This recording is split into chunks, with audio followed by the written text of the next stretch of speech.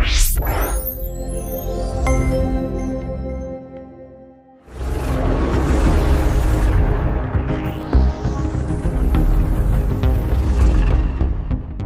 is a conversation sitting somewhere on your mental back burner right now. You know the one. You've thought about it more than once, maybe rehearsed a version of it in the shower, and then quietly decided today is not the day. This video is for that conversation. By the end of it, you're going to see something that changes how you think about walking into it.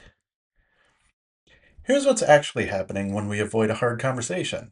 It's almost never about courage. Most people are perfectly capable of having the conversation. What stops them is not knowing how it'll go. The outcome feels unpredictable. The other person's reaction feels uncontrollable.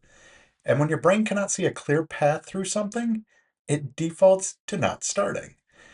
That's not weakness, it's just how uncertainty works on all of us.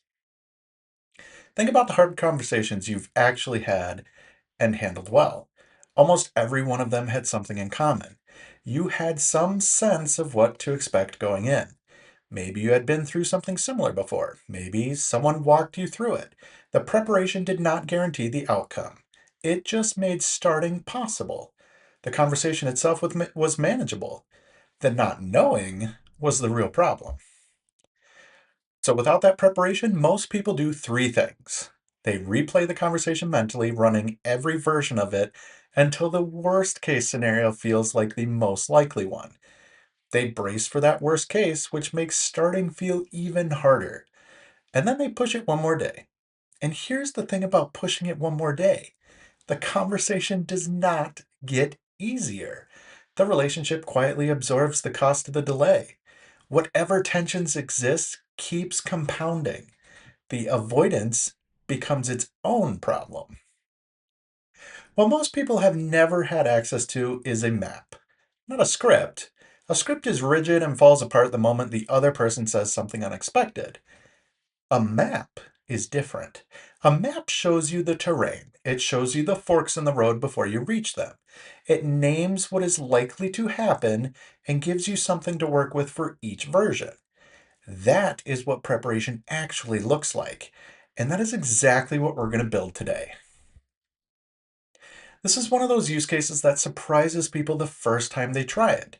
You describe the situation in plain language, the relationship, the tension, what you're hoping to come out of the conversation.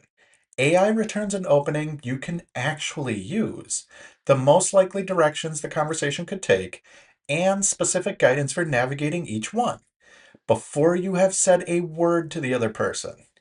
Most people think of AI as something that answers questions or writes emails.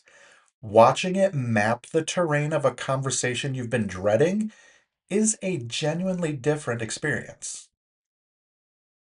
Here's the scenario we're going to work with today: a business owner, a client they have worked with for 2 years. The last project did not go well. Timeline slipped, communication broke down on both sides, and the client left a vague negative review without reaching out first. The business owner wants to salvage the relationship if possible, but also needs to address what happened. The conversation has been sitting on the back burner for weeks. That's the input. Plain language, no special formatting, no prompt engineering. Just the situation described honestly, the way you would actually write it. Before we run this, let me show you how the prompt is built because the structure matters. The system prompt gives Claude one job: help someone prepare for a difficult conversation before it happens. It specifies exactly 4 sections to return and nothing else. No encouragement, no advice on whether to have the conversation, no commentary. That constraint is doing real work here. Without it, AI defaults to being helpful in the generic sense. It softens everything. We don't want that. We want the map. Let's get into Claude and see what happens. Here's the system prompt we're going to use.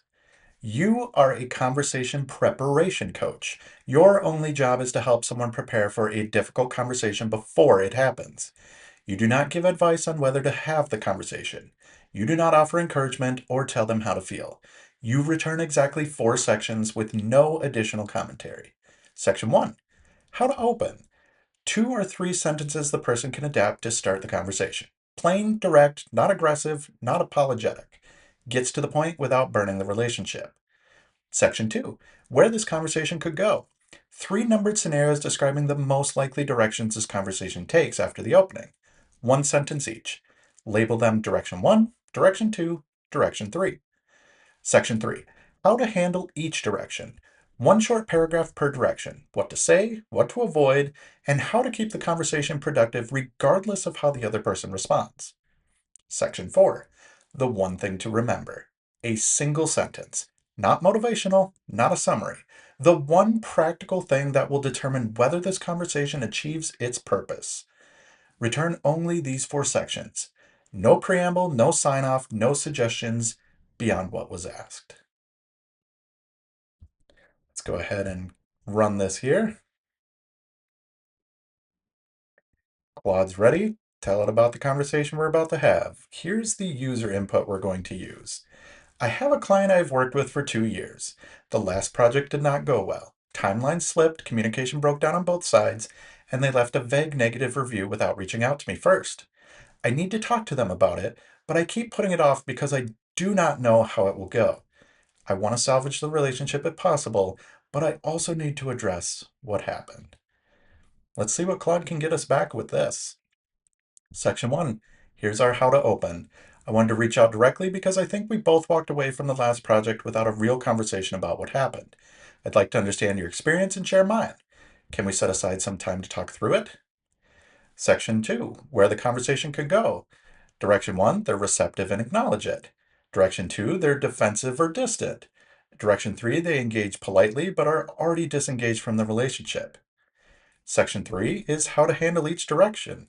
For Direction 1, name specifically what broke down on your end without over-explaining or turning into a list of their failures. Direction 2, don't match their defensiveness and don't capitulate entirely to avoid conflict. And Direction 3, stop trying to win them back mid-conversation. Finish the debrief professionally and get clarity on their specific concerns. For Section 4, the one thing to remember, the review is not the conversation. The breakdown that caused it is, and that's the only thing worth solving for. Take a look at that. In about 30 seconds, that conversation went from something you were dreading to something you could actually walk into. Let's go ahead and break down why. That first section does something that's harder than it looks. It gets to the point without burning the relationship. It does not apologize for having the conversation. It does not come in aggressive. It's direct and it's human, and it's something you could actually say out loud without feeling like you're reading from a card. For most people, that first sentence is the entire barrier. Once you have it, the conversation feels startable. The dread drops significantly just from having a way in. The second section is where something shifts. Most people avoiding a hard conversation are fixating on one version of it, usually the worst one. Watching AI return 3 distinct directions simultaneously breaks that pattern. You're no longer imagining the worst case on a loop. You're looking at a map with labeled forks. Direction A, direction B, direction C, 1 sentence each. All of them plausible, all of them manageable. That is genuine change in how the conversation feels before it's even started. The third section is where the preparation becomes practical. For each direction, Claude returns specific language. What to say if they're receptive, what to do if they're guarded, how to stay steady if they push back. It's not generic conflict resolution advice. It's guidance written directly for this scenario, this relationship, and this situation. You're no longer walking in hoping for the best. You have already thought through every version of this conversation with a pretty capable thinking partner alongside you. Here's what Claude does not know. It does not know the 2 years of history behind this relationship. It doesn't know the tone that lands with this particular person, whether they respond better to directness or warmth, whether there is trust built up that gives you room to be honest. It does not know what this client relationship has actually been worth to the business or what losing it would mean. That context is yours. The preparation gives you a strong starting point. What you do with it once the conversation is actually happening, how you read the room, when you push and when you give space, that is entirely yours. AI got you to the door, you still walk through it. Think about every hard conversation you've been putting off with a client, a vendor, a partner, someone you owe an honest conversation to. Every one of them has a map. You don't need a coach or a mediator or 3 days of mental rehearsal to prepare. You need the situation described clearly and about 60 seconds.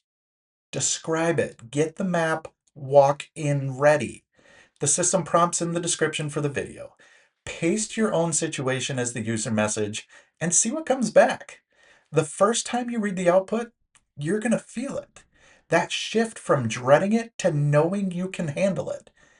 That's the whole thing. If you want to try more of these, subscribe. We put out new capability demos every week, all of them built around things you can try yourself in a few minutes. If you're a business owner and you want to figure out where AI actually fits into what you do, reach out. That's exactly what we do at Eau Claire AI. Check us out at eauclaireai.com. And if this one surprised you, share it with someone who has a conversation sitting on their back burner. It might be exactly what they needed to see. Thanks for watching, and we'll see you in the next one.